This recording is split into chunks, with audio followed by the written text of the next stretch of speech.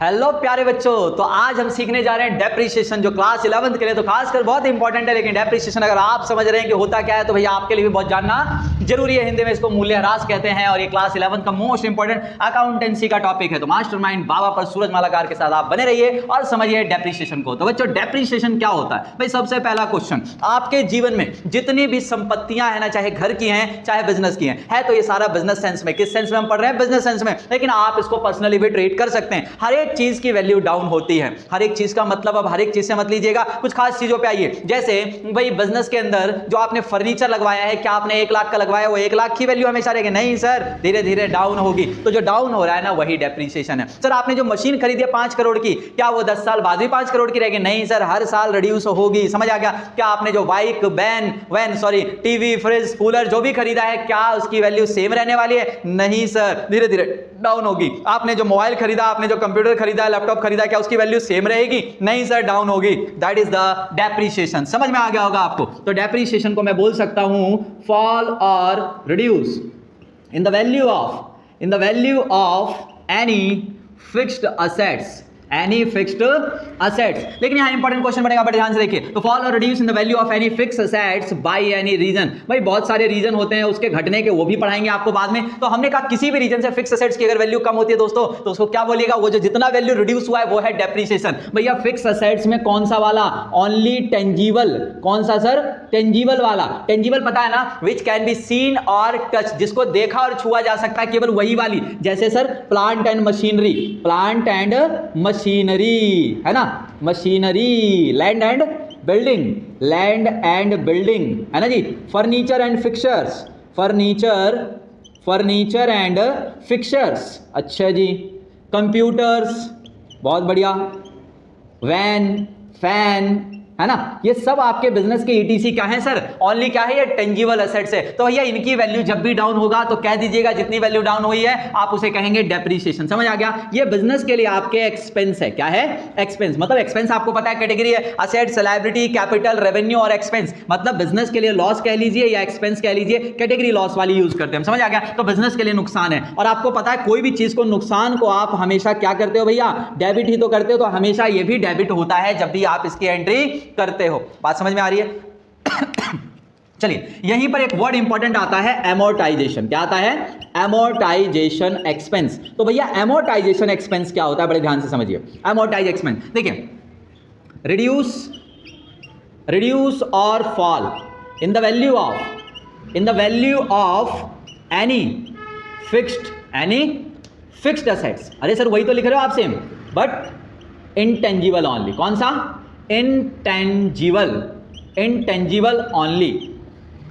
Reduce और fall in the value of any fixed assets by any reason. भाई अगर intangible assets की value घटती है ना बच्चों, तो समझ जाइए उसको एमोर्टाइजेशन एक्सपेंस का नाम देंगे। जैसे सर इंटेंजिबल असेट्स क्या होती हैं? सर फिक्स्ड असेट्स ना फर्दर 2 कैटेगरी में चले जाते थे। फिक्स्ड असेट्स 2 कैटेगरी में, टेंजिबल वाले और इनटेंजिबल वाले। तो इनटेंजिबल की वैल्यू जब भी डाउन होगी, जिसे देखा और छुआ नहीं जा सकता, ऐसी वैल्यू डाउन हो तो उसे एमोर्टाइजेशन का नाम देना। समझ आ गया? ये भी एक्सपेंस की कैटेगरी, नाम से ही बता रहा है। तो एक्सपेंस, ये भी एक्सपेंस की कैटेगरी में, ये भी हमेशा डेबिट होता है। ये रिलेटेड वर्ड से, इसलिए पढ़ाना पड़ता है, आपके पेपर में पूछा जा सकता है। आजकल खासकर जो है 1 मार्क्स के क्वेश्चन जो पढ़े ना, उसकी वजह से इंपॉर्टेंट है। आप किसी भी बोर्ड के हैं, आपके लिए इंपॉर्टेंट पार्ट है। तो इंटेंजिबल एसेट सर, जैसे सर गुडविल हो गया, गुडविल की वैल्यू डाउन हो, आपकी जो मार्केट में नेम फेम है, गुडविल हो गया, पेटेंट्स हो गए, है ना, ट्रेडमार्क हो गया, समझ में आएगा? ट्रेडमार्क के अलावा सर जैसे कॉपीराइट लिखा है, तो कॉपीराइट, ये सब जो है ना आपके पास कॉपीराइट्स हो गए। तो ये सब जो है आपके पास कौन से असेट्स होते हैं? Intangible fixed asset. इनकी वैल्यू कभी भी डाउन होगी तो उसको क्या बोलोगे? एमोर्टाइजेशन बोलोगे। समझ आ गया? एक डेप्लीशन वर्ड होगा, उसको भी याद रखिएगा। डेप्लीशन जो वर्ड होता है बच्चों, डेप्लीशन का मतलब क्या होता है उसे समझ लीजिए पहले। अब डेप्रिसिएशन, एमोर्टाइजेशन और डेप्लीशन इसी से रिलेटेड है भैया। कई बच्चों ने तो उसका नाम ही रख दिया डिप्रेशन। अरे भाई डिप्रेशन तो गया, बनना ही गया। यहाँ असेट्स गई नहीं है, अभी थोड़ा डाउन है, जाएगा कभी समय में। डिप्रेशन नहीं है, ये डेप्लीशन है। जब कोई खास स्टॉक, जिसके लिमिटेड मात्रा में स्टॉक है, मान लीजिए देशीय इकोनॉमी के अंदर, विश्व के अंदर, जब वो धीरे धीरे कम होता है ना, तो जितना कम हो रहा है वो क्या कहलाता है? डेप्लीशन कहलाता है। भाई कोयले की मात्रा सीमित है, पेट्रोल सीमित है, ये सब जब धीरे धीरे जितना कम हो रहा है उसको आप निकाल रहे हैं, वो उड़ जा रहा है या जो भी कह लीजिए, है ना, वो सारी चीजें क्या होती है, डेप्लीशन होती है। ये पेपर में बाई चांस आपके पूछ लिया जाए इसलिए आपको बता दिया। अब डेप्रीशिएशन क्या होता है ये तो पता लग गया, अब ये क्यों कर रहे हैं, ऐसा किस लिए कर रहे हैं, कैसे लगाना है, कैसे कैलकुलेट करना है, वो सब आपको बता रहे हैं। आइए बने रहिए। तो अब हम जानते हैं कि डेप्रीशिएशन, यहां पर देखिए क्वेश्चन समझिएगा, व्हाई वी चार्ज डेप्रीशिएशन। भाई डेप्रीशिएशन हम क्यों लगाते हैं, this is the important question. भाई थ्योरेटिकल पार्ट अगर आपके पास आता है तो ये क्वेश्चन आएगा, व्हाई वी चार्ज डेप्रीशिएशन, यानी कि ऑब्जेक्ट्स क्या है हमारे, भाई उद्देश्य क्या है डेप्रीशिएशन लगाने का, क्या होगा इससे। तो डेप्रीशिएशन लगाने का उद्देश्य क्या है बच्चों, नंबर 1 सबसे पहले टू कैलकुलेट, हो सकता है असरटेन भी लिखा हो किसी राइटर ने, मतलब एक ही होता है असरटेन, है ना। तो to ascertain the correct profit और लॉस, करेक्ट प्रॉफिट और लॉस ऑफ द बिजनेस। भाई एक बात बताओ, बड़े ध्यान से समझिएगा, भाई डेप्रीशिएशन अगर आप लगाते हो तो बिजनेस का सही प्रॉफिट और लॉस आप निकाल सकते हो, पहला उद्देश्य। आप मानकर चलिए आपका एक बिजनेस है, आपने बिजनेस की जितनी इनकम आई सब लिख लिया, आपने बिजनेस के जितने खर्चे हुए जो आपसे हुए सब लिख लिए, आपने उनको घटाया और कहा 2 लाख का प्रॉफिट हो गया। अब एक बात बताओ, जो आपने मशीनें खरीदी, जो आपने फर्नीचर का सेटअप लगा रखा है, जो आपने बिल्डिंग बना रखी है, इन सब की वैल्यू भी तो धीरे धीरे डाउन हो जा रही है, एक समय आएगा ये सब डिस्ट्रॉय हो जाएंगे, खत्म हो जाएंगे, नया लाना पड़ेगा। तो इसकी कॉस्टिंग कहां से निकालोगे गुरुजी, तो डेप्रीशिएशन भी आपको जरूरी है उस खर्चे में लगाना। तो इनकम टोटल आई थी मान लीजिए 5 लाख रुपए, खर्चे बिजनेस के नॉर्मल हुए 2 लाख रुपए जिसे हम देख पाते हैं, और डेप्रीशिएशन है 30,000 रुपए, तो भाई टोटल एक्सपेंस हो गया 2,30,000 रुपए का। समझ आ गया, इनकम 5 लाख है, 2,30,000 का खर्चा हुआ, माइनस कीजिए आपका प्रॉफिट निकल गया। तो सही वाला प्रॉफिट लॉस तो तभी निकाल पाओगे जब आपके पास क्या हो बच्चों, बताओ, जब डेप्रीशिएशन आप लगाओ। समझ आ गया। दूसरा, टू कैलकुलेट, असर्टेन वर्ड एक ही बात होती है, to calculate the actual value of an assets. एक असेट्स की अगर सही वैल्यू आपको कैलकुलेट करनी है भैया तो आपको डेप्रीशिएशन लगाना चाहिए। एक बात बताओ, आप आज से 2 साल पहले 5 लाख की एक मशीन खरीद के लाए थे अपने बिजनेस में, और आज भी आप उसकी मशीन की वैल्यू 5-5 लाख रुपए दिखा रहे हो, क्या वो 5 लाख रुपए की बची होगी? खुद से बताओ, दिल पे हाथ रख के कसम खा के। अरे यार इतना क्या जरूरत है, समझ गए ना। 5 लाख रुपए किसी 2 साल 5 साल पहले लेकर आए थे, क्या आज भी वो 5 साल की बची? नहीं सर, धीरे धीरे डेप्रीशिएशन। तो अगर एक्चुअल वैल्यू असेट्स की पता लगानी है तो हर साल आपको लिखना पड़ेगा ना कि अरे 5 लाख का उस समय लाया था, हर साल 1 साल हो गया, अरे इतना कम हो गया, अब इतना बचा, अब इतना कम हो गया, इतना बचा। तो आपको एक परफेक्ट डेट पे पता रहेगी इस असेट्स की वैल्यू इतनी एक्चुअल बची हुई है। बात समझ में आ गई। तो दूसरा ऑब्जेक्ट, तीसरा ऑब्जेक्ट सर, टू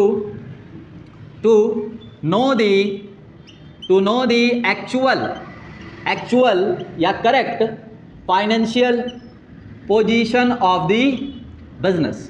मान लीजिए आपका अकाउंटेंट है, वो डेप्रीशिएशन लगाता ही नहीं है, तो आप सपनों में जी रहे होंगे भैया। आप एक बैलेंस शीट बनाते हैं साल के लास्ट में जो आपके फाइनेंशियल पोजीशन को दिखाएगा। साल के लास्ट में फाइनल अकाउंट जब करवाऊंगा ना, तो मैं भी बनवाऊंगा, फाइनल अकाउंट बनता है सबसे लास्ट में, वहां वो फाइनेंशियल पोजीशन को दिखाता है। इसका मतलब क्या होता है सर? इसका मतलब होता है हमारी बिजनेस की स्थिति कैसी है, कितने की हमारे पास संपत्ति है, कितनी लायबिलिटीज है, कितना लेना है, कितना देना है, सारी डिटेल इसके अंदर आ जाती है। अब एक बात बताओ, इसमें सारी एसेट्स दिखाते हैं, क्या दिखाते हैं हम? सारी एसेट्स को भी दिखाते हैं। अब बताइए, अगर आप एसेट्स की एक्चुअल वैल्यू आप निकालेंगे हमेशा, तो आपकी फाइनेंशियल पोजीशन कैसी वाली शो होगी? एक्चुअल वाली, है ना। वरना आप सपनों में जी रहे होंगे दोस्तों। यानी कि अगर आप डेप्रीशिएशन नहीं लगाते तो आपके बैलेंस शीट में जो असेट्स आपने 10 साल पहले करोड़ों रुपए की खरीदी थी, वो आज भी तुम्हारा अकाउंटेंट क्या दिखा रहा होगा? अरे करोड़ों रुपए की असेट्स, आपको भी नॉलेज, आप भी खुश हो, करोड़ों रुपए की असेट्स मेरे बिजनेस में, क्या है? खोखली हो गई वो, धीरे धीरे डेप्रीशिएशन लग के चेक करो, 40 लाख 30 लाख की बची होगी। समझ आ गया। तो धीरे धीरे वैल्यू डाउन होती है। तो अगर आप डेप्रीशिएशन लगाएंगे भैया तो आपके बिजनेस की सही वाली फाइनेंशियल पोजीशन आपको नजर आएगी, वरना तो आप विंडो ड्रेसिंग करते ही रहते हैं ना। समझते ना, पहला पढ़ा था लिमिटेशंस ऑफ अकाउंटिंग में, विंडो ड्रेसिंग, सजावट, यानी कि हम अपने बैलेंस शीट को अच्छा करके दिखाना चाहते हैं, सामने वाला इसका बिजनेस तो बड़ा हाई लेवल पे है। ऐसा कुछ नहीं, बिजनेस खत्म हो चुका है। समझ आ गया।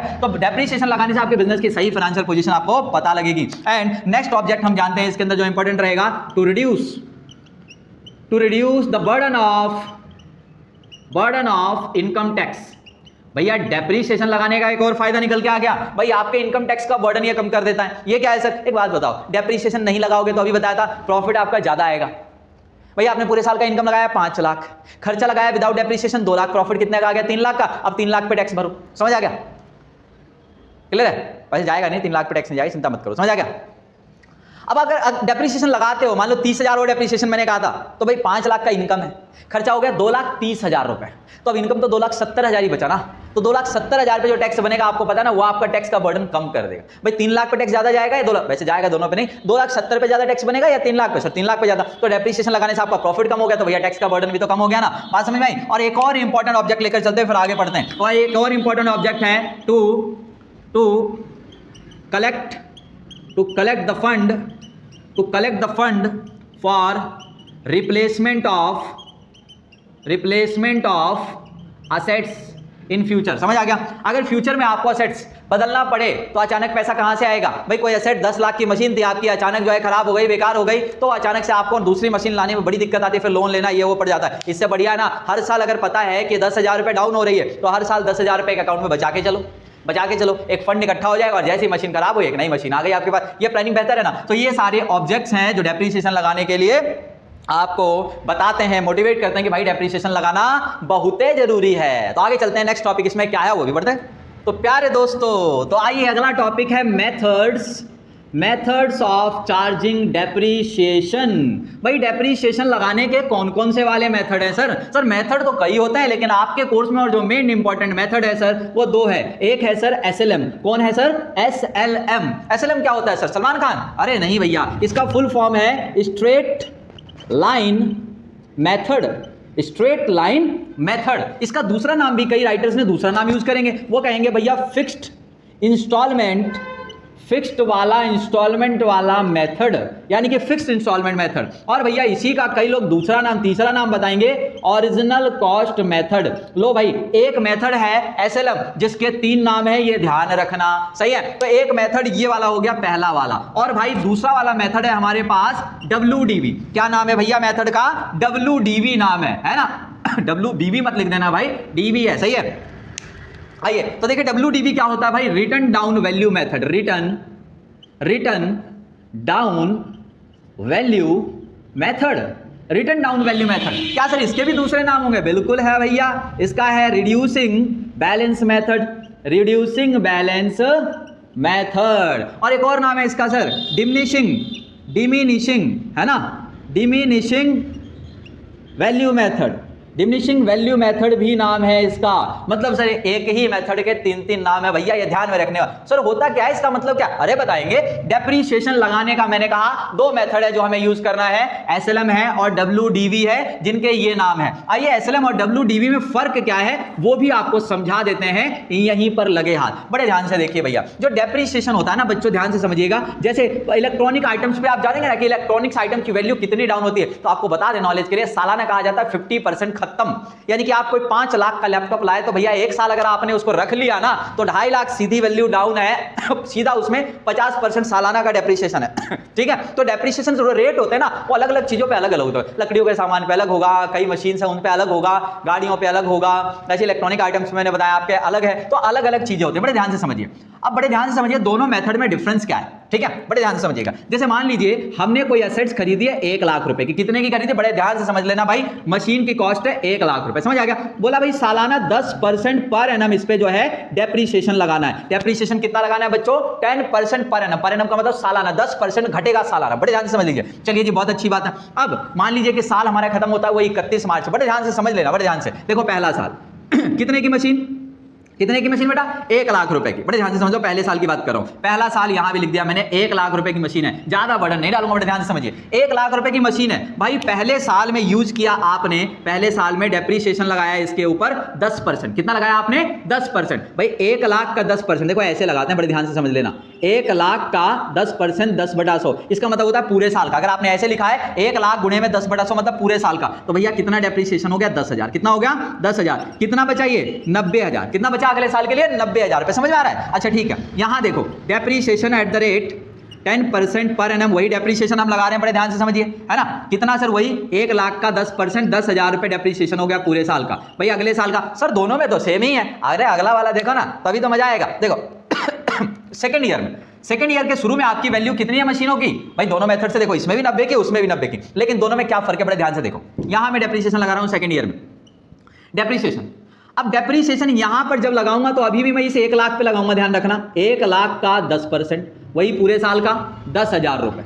तो ये मशीन मेरी कितने की बची है अगले साल के लिए? 80,000। ये तीसरे साल में शुरू में आकर कितने की बची? 80,000। लेकिन बेटा यहां पर देखो बड़े ध्यान से, माइनस डेप्रिसिएशन जो मैं अब लगाऊंगा इस 90,000 पे लगाऊंगा, 10%। ध्यान रखना, किस पे लगाऊंगा? 90,000। तो 90,000 का कितना 10% हो गया? 9,000। तो अब मेरी मशीन कितने की बची? 81,000 की तीसरे साल के लिए। देख रहे हो दोनों में फर्क समझ में आया? मतलब सर इसका नाम क्या था एसएलएम का? एसएलएम का नाम है original cost method, straight line method, fixed installment method. यानी कि हर बार जो डेप्रिसिएशन लगेगा वो ओरिजिनल वाली वैल्यू पे लगेगा। देखो भाई पहले बार भी मैंने 10 लाख पे 1 लाख पे लगाया, और दूसरे साल भी 1 लाख पे ही लगाया, और तीसरे साल भी फिर मैं आगे चल के 1 लाख पे ही लगाऊंगा, फिर 1 लाख पे लगाऊंगा। मतलब इसी का नाम है ओरिजिनल कॉस्ट मेथड। जब भी डेप्रिसिएशन लगेगा 1 लाख पे लगेगा।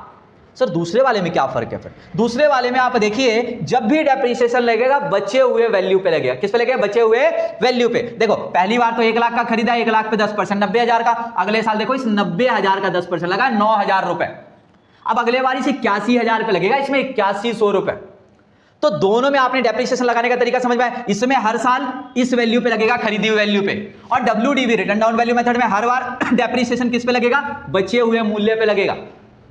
तो सबसे तेजी से कौन सी एसेट्स कौन से वाले मेथड से डाउन होगी? सर SLM से। देखो ना यहां सीधा 10 तुरंत एसेट्स को खत्म करेगा, और ये वाला डेप्रिसिएशन। अब इसमें एक निष्कर्ष, एक कंक्लूजन निकालता हूं मैं। देखो दोनों में ध्यान रखना, डेप्रिसिएशन रेट दोनों में सेम है ना। Amount of depreciation same per annum कैसा रहेगा? इसमें डेप्रिसिएशन सेम ही रहेगा, सेम पीरियड ऑफ टाइम का। 1 साल का डेप्रिसिएशन हमेशा 10 ही आएगा। मैं 3 महीने, 4 महीने, 5 महीने की बात नहीं कर रहा। हर बार अगर 1 साल का डेप्रिसिएशन लगाया जाएगा 10। Amount of depreciation same every year, per annum same ही रहेगा। लेकिन यहां पर आप देख रहे हो, यहां पे कंक्लूजन बताऊं, यहां पे जो है डेप्रिसिएशन, अमाउंट ऑफ डेप्रिसिएशन जो है पर एनम, वो क्या होगा? डिक्रीजेस। क्या होगा? डिक्रीजेस। पहले साल में लगा 10,000, अगले साल में लगा 9,000, अगले साल लगेगा 8100 रुपए। समझ में आया क्या डेप्रिसिएशन नाम की कहानी है? SLM और WDV में क्या फर्क है? समझ में आ गया? चलिए और बेसिक इंपॉर्टेंट टर्म्स इसके क्या क्या वो जान लेते। क्वेश्चन प्रैक्टिकल पे आने से पहले ना ये सीख लेना, वरना बड़ी दिक्कत होगी क्वेश्चंस में। मैं पहले बता के चल रहा हूं, ये मोस्ट इंपॉर्टेंट टॉपिक है। समझ आ गया? तो आइए आगे चलते हैं। वीडियो पसंद आ रही है लाइक कर देना, शेयर कर देना अपने दोस्तों को प्लीज, और चैनल पर नए तो सब्सक्राइब कर लीजिएगा। आगे चलते आइए तो हम सीखते हैं सम इंपॉर्टेंट टर्म्स। इसमें पहला आता है हिस्टोरिकल कॉस्ट या वैल्यू ऑफ एन असेट्स। एक असेट्स की अगर आपसे कोई कहना हिस्टोरिकल वैल्यू क्या होती है, तो हिस्टोरिकल वैल्यू का मतलब होता है total cost of an assets. एक असेट्स की जो टोटल कॉस्ट होती है ना, वही हिस्टोरिकल कॉस्ट कहलाती है, यानी टोटल परचेज्ड वैल्यू। इसमें आइए आपको खास बात बताता हूं, बड़े ध्यान से समझिए। मान लीजिए मशीनरी परचेज्ड, हमने एक मशीनरी खरीदा 10 लाख रुपए का। कितने रुपए का खरीदा गुरुजी? 10 लाख रुपए का। इसको लाने में हमको फ्रेट लग गया, भाड़ा, बाहर से मंगवाया हमने भाई साहब। मशीनरी आने में कॉस्टिंग लग गई 50,000 रुपए। कितनी लग गई आने में? इसको 50,000 रुपए इसको मंगवाने में भाड़ा लग गया। जब मंगवा लिया ना, इंस्टॉल करवाने के लिए भी बाहर से इंजीनियर्स को हमें बुलवाना पड़ा, इंस्टॉलेशन चार्जेस भी देने पड़े इसके, इंस्टॉलेशन चार्जेस। भाई कई बार तो कंपनी आपको खुद से करवा के देगी इंस्टॉल, कई बार इंस्टॉलेशन आपको बाहर से कराना पड़ेगा। तो इंस्टॉलेशन चार्ज आया भाई, मान लीजिए 1.5 लाख रुपए का। कितने का आया? 1.5 लाख। तो भाई टोटल कॉस्ट आपकी कितनी हो गई? 12 लाख रुपए। कितनी हो गई? 12 lakh. This is the total purchase value, this is the historical value. ध्यान रखिएगा, अलग से कोई एक्सपेंस अकाउंट नहीं खुलेगा इनके लिए। आपने बचपन इन द सेंस क्लास 11 के शुरू में पढ़ लिया होगा, जो मशीन हम खरीदेंगे उस पे जितना भी खर्चा होगा सब उसी मशीन में ऐड हो जाएगा। 12 लाख की मशीन हो गई आपकी, समझ आ गया? इसकी जनरल एंट्री अगर होती तो machinery account debit to bank account 12 lakh इनसे कोई मतलब नहीं है, सब ऐड हो जाते हैं। आप एक नई बिल्डिंग खरीद रहे हैं 50 लाख रुपए की, उसके रेनोवेशन में और उसके इंटीरियर में 10 लाख रुपए खर्च कर रहे हैं, तो आपकी बिल्डिंग 60 लाख की हो गई। Sir building account debit to bank account 60 lakh रुपए। यहां जनरल एंट्री नहीं पढ़नी है, लेकिन आपको बता रहा हूं इसमें। तो हिस्टोरिकल वैल्यू समझ आ गया, ये वर्ड आएगा समझ जाएंगे। अच्छा दूसरा वर्ड इसमें इंपॉर्टेंट, आइए वो पढ़ते हैं। दूसरा इंपॉर्टेंट वर्ड रहेगा सर यहां पर estimated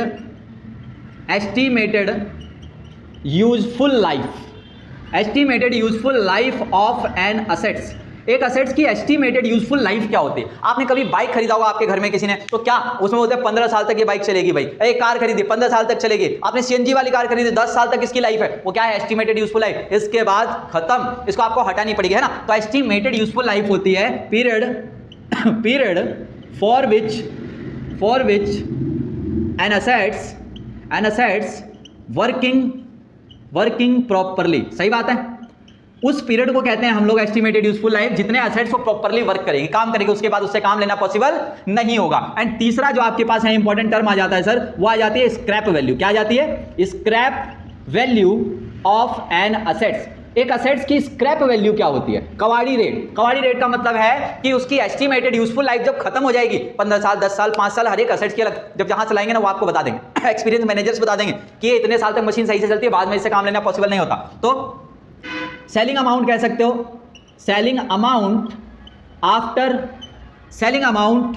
N assets after after its estimated useful life. भाई एस्टिमेटेड यूजफुल लाइफ को खत्म होने के बाद जिस रेट पे फाइनली बिक सकता है, जितना पैसा आ सकता है, that is the scrap value of an assets. आगे चलते हैं और बेसिक्स पे। अब आपसे कोई कहे ना कि अमाउंट ऑफ डेप्रिसिएशन निकाल कर बताइए, मतलब सर वो तो बड़ा सिंपल है। कैसे सिंपल है सर? भाई आपको बोल रहे हैं कि अमाउंट ऑफ डेप्रिसिएशन निकालिए, तो आप कहेंगे यार अगर 1 लाख की असेट्स है 10% डेप्रिसिएशन का रेट है, अरे भैया 10,000 रुपए हो गया, अरे रेट ही तो नहीं दे रखा। तो आपको अमाउंट ऑफ डेप्रिसिएशन अगर आपको निकालना हो तो per annum amount of depreciation इससे निकल के आएगा। कैसे निकल के आएगा? बड़े ध्यान से समझिए कैसे निकालना है आपको। देखिए आपको क्या करना है, हिस्टोरिकल वैल्यू ले लेनी है, historical value of an assets या historical cost of an assets, total cost वही असेट्स की टोटल कॉस्ट, इसमें से माइनस कर दीजिएगा आप स्क्रैप वैल्यू। क्या माइनस कर देना? स्क्रैप वैल्यू, और डिवाइड कर देना इसको एस्टिमेटेड यूजफुल लाइफ से। एस्टिमेटेड यूजफुल लाइफ से ही आ जाएगा आपका अमाउंट ऑफ डेप्रिसिएशन की। हर साल आपको 10,000 डाउन करना है, 20,000 डाउन करना है, 5,000 डाउन करना है, ये आपको निकालना रहेगा। अगर आपसे कोई बोले कि रेट ऑफ डेप्रिसिएशन निकाल के बताओ कि ये जो डेप्रिसिएशन लगाया तुमने, बोला 10,000 लगेगा, 5,000, 8,000, भाई रेट क्या रहेगा? रेट ऑफ डेप्रिसिएशन निकाल के बताओ मेरे को। भाई 10% कितना कहलाएगा? 10% होगा या फिर 5% होगा, कितना होगा? तो उसको निकालने के लिए क्या करना है, ये जो फर्स्ट स्टेप में आपने निकाला ना, अमाउंट ऑफ डेप्रिसिएशन को ऊपर रख देना, अमाउंट ऑफ डेप्रिसिएशन को ऊपर रखना है, नीचे रखना है इसकी कौन सी वैल्यू? Historical value. क्या रखनी है? हिस्टोरिकल, यानी कि वही टोटल कॉस्ट, हिस्टोरिकल कॉस्ट रखना है भैया। परसेंटेज में बताने के लिए 100 से मल्टीप्लाई, ये रहेगा आपका रेट ऑफ डेप्रिसिएशन। बात समझ में आई? बात समझ में आई कि नहीं आई? अब इस आपको इस चैप्टर में बनाना कौन कौन सा अकाउंट होता है उसकी खास बात फटाफट बताता हूं, और फिर आपको एक ऐसा शॉर्टकट यहां पर बताऊंगा ना जो आपको किसी वीडियो में कोई नहीं बताएगा। ये चैलेंज है, ये शॉर्टकट आपके इतना काम आएगा, जो बच्चा आधे घंटे लगाएगा ना इस क्वेश्चन को करने में, आप मात्र 15 मिनट में कर दोगे। कोई 15 मिनट का क्वेश्चन है ना, लोग 15 मिनट लगाएंगे, आप 7 मिनट 6 मिनट में कर दोगे। कैलकुलेशन बहुत ही इंपॉर्टेंट है चैप्टर में। वो कैलकुलेशन वो नहीं जो आप काट पीट के करेंगे, शॉर्टकट कैलकुलेशन जो आप मुंह से तुरंत बता दे कि हाँ इतना अमाउंट आएगा, वो सिखाऊंगा। फटाफट देखो जी, आइए अकाउंट्स मेंटेन्ड। देखो इस चैप्टर में क्या क्या सीखना है आपको, और एक एक जब हम आपको प्रैक्टिकल बताएंगे इसके अकाउंट मेंटेन तो आपको समझ में आ जाएगा। एक बनाना है सर फिक्स्ड असेट्स अकाउंट। ज्यादातर पेपरों में चांस इसी के होते हैं, फिक्स्ड असेट्स अकाउंट तो पक्का रहता है, खाली फिक्स्ड असेट्स अकाउंट, इकलौता फिक्स्ड असेट्स अकाउंट। और मतलब सर 2-3 एक साथ भी बनते हैं, मतलब क्या बनते हैं वो बताएंगे आपको। तो इस चैप्टर में एक फिक्स असेट्स अकाउंट सीखना है, जैसे मशीन खरीदा मशीनरी अकाउंट बनेगा, फर्नीचर खरीद रखा फर्नीचर अकाउंट, जिस पे डेप्रिसिएशन लगवाना है भाई उसका अकाउंट बनवाएगा। फिक्स असेट कौन कौन से होते हैं आपको पता ही है। अगला यहाँ पर जो सीखना है वो है डेप्रिसिएशन अकाउंट। क्या होता है? Depreciation account. वेरी सिंपल यार, कोई प्रॉब्लम वाली बात नहीं है, प्रैक्टिस इंपॉर्टेंट होता है, सही है। Provision for depreciation account, provision for depreciation account, इसी को हम एक्यूमुलेटेड डेप्रिसिएशन भी कहेंगे, एक्यूमुलेटेड डेप्रिसिएशन अकाउंट। एंड चौथा जो इस चैप्टर में लास्ट है वो है सर डिस्पोजल अकाउंट, यानी कि असेट्स डिस्पोजल अकाउंट बोला जाता है, असेट्स डिस्पोजल अकाउंट। अब अलग अलग इनमें क्या क्या होता है क्या क्या नहीं होता है, इसी पूरे चैप्टर में इसी की कहानी पूरी है। तो fix assets account, depreciation, provision for depreciation account या एक्यूमुलेटेड डेप्रिसिएशन और असेट्स डिस्पोजल अकाउंट